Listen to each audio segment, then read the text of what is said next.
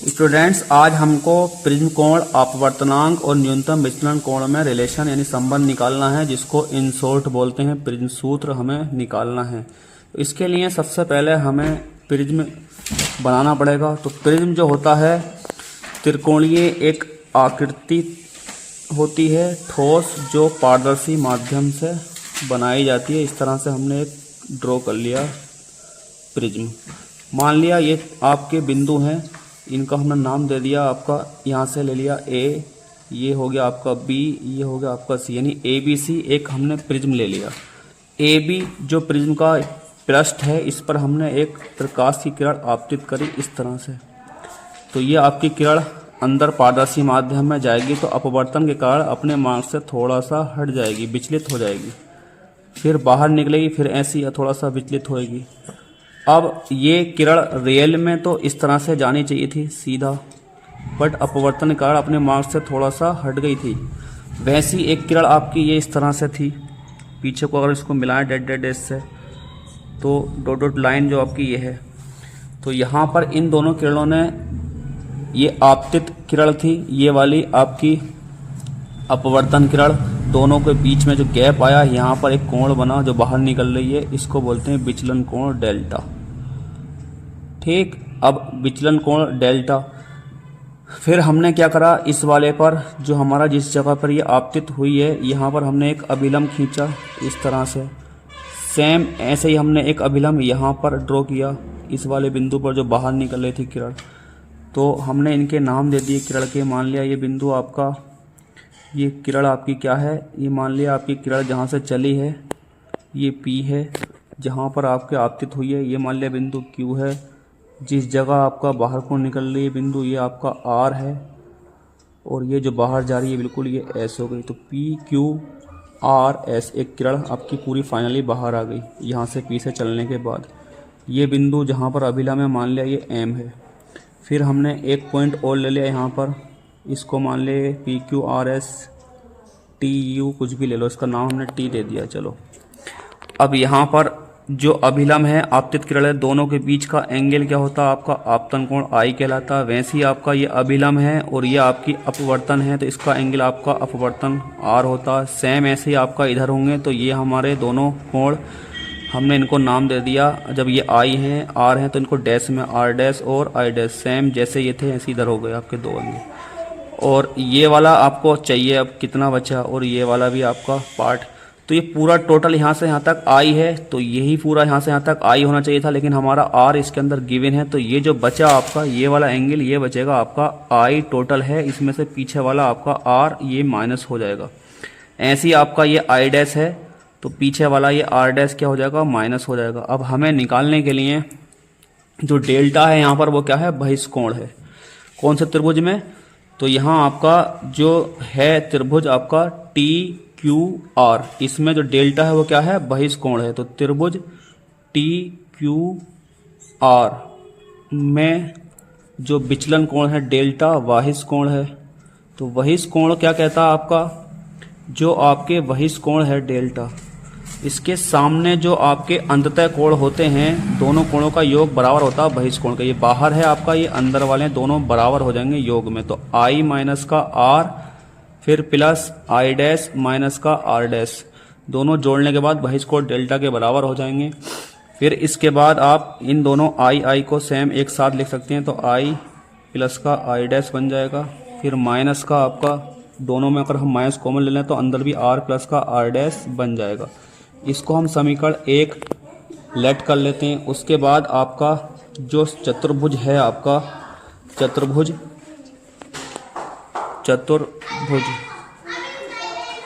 कौन सा है चतुर्भुज आपका, ए Q O R A Q O R A में चारों कोणों का योग कितना होता है, चारों कोणों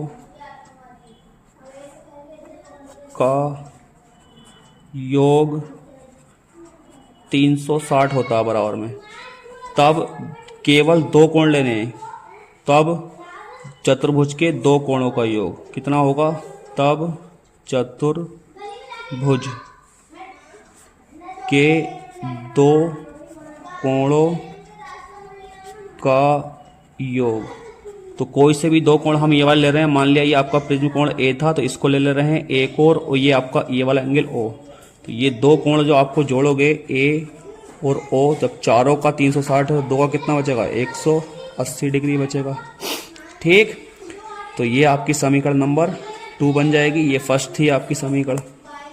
फिर उसके बाद हम एक आपका त्रिभुज ले रहे हैं। त्रिभुज के तीनों कोणों का योग कितना होता, 180 डिग्री होता।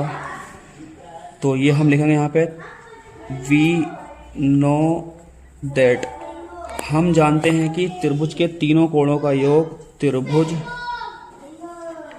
के तीनों कोणों का योग कितना होता बराबर में 180 डिग्री होता। तो कौन सा त्रिभुज ले रहे हैं हम, तो हम ले रहे हैं अतः त्रिभुज, हम ये वाला ले रहे हैं टी, ये वाला क्यू ओ आर में, क्यू ओ आर में कौन कौन से एंगल हो गए आपके 3, यानी ये वाला एंगल हो गया आपका आर, ये आपका ओ हो गया, ये आर डैश हो गया।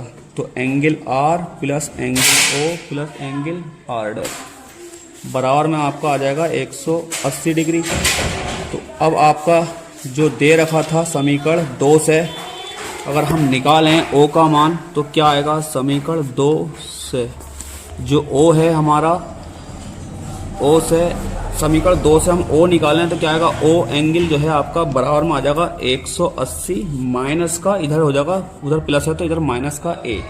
यही हम समीकरण जो ओ है पुट इन, इसको मान ले रहे हैं समीकरण थर्ड में रखने पर पुट इन 3, मतलब समीकरण 3 में ओ का मान अगर ये लगा दें तो समीकरण 3 क्या है हमारी, आर प्लस का एंगल ओ कितना आ गया आपका 180 माइनस का एंगल ए प्लस का एंगल आर डैश और बराबर में है आपका 180 डिग्री। 180 दोनों तरफ इक्वल है, कट जाएंगे तो एंगल आर प्लस का एंगल आर डैश बराबर आपका हो जाएगा, इधर जाकर पूरा प्लस हो जाएगा एंगल ए। ठीक, अब हम यहाँ पर न्यूनतम विचलन की स्थिति लगा देते हैं तो वह हमारी क्या कहलाती है, या हम समीकरण 1 पहले देख लेते हैं, समीकरण 1 से। तो अब हमारी समीकरण 1 क्या कह रही थी, वो ये थी हमारी यहाँ पर समीकरण 1 क्या है, वो आपकी डेल्टा इक्वल्स में आई प्लस का आई डैश, यहाँ पर आपका था माइनस का आर प्लस का आर डैश। इसका वैल्यू हम क्या लिख सकते हैं, एंगल ए लिख सकते हैं। तो डेल्टा बराबर 1 आई, अच्छा आई प्लस का आई डैश था ये, तो ये आपका आई प्लस का आई डैश था ये, यहाँ पर ये आई प्लस का आई डैश था, मिस्टेक हो गई थी यहाँ पर। तो अब यहाँ पर आई प्लस का आई डैश ही लिखा जाएगा। तो आई प्लस का आई डैश माइनस का इन दोनों का हमें क्या मिलेगा, ए मिल जाएगा। अब हम न्यूनतम विचलन की स्थिति में, तो न्यूनतम विचलन कम से कम होगा की स्थिति में, तो जब न्यूनतम विचलन की स्थिति होती है तो वहां पर जो डेल्टा है वो डेल्टा एम बन जाता है, जो आई डैश है उसको हम आई लिख सकते हैं, तथा जो आपका आर है उसको आर डैश लिख सकते हैं। तो अब आपका जो आएगा यहाँ पर क्या बना, इसलिए जो आपका ये डेल्टा था हमने उसको डेल्टा एम लिख दिया, इसको आई को आई डैश लिखेंगे, आई डैश को सॉरी आई लिखेंगे तो आई बन जाएगा, माइनस का ए ऐसे ही रह जाएगा। तो यहाँ पर डेल्टा एम बराबर आपका 1 आई 2 आई माइनस का ए, माइनस का ए इधर आकर जुड़ जाएगा तो 2 आई बराबर डेल्टा एम प्लस का ए हो जाएगा। तो सिर्फ आई निकालेंगे आप तो आ जाएगा डेल्टा एम प्लस का ए बटे में 2। आई क्या होता है आपका, आपतन कोण होता है, आपतन कोण।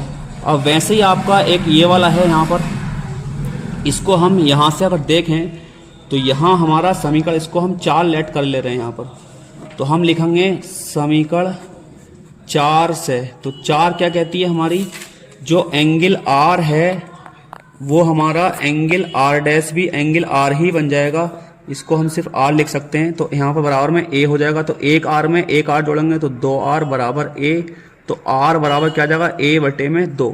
तो ये हमारा होता है अपवर्तन कोण, अपवर्तन कोण। और हमारा जो कहता है क्या, स्नेल का नियम, वो क्या कहता है, स्नेल के नियम से वो कहता है अपवर्तनांक हमने म्यू मान लिया, तो म्यू बराबर आपका काट दे साइन आई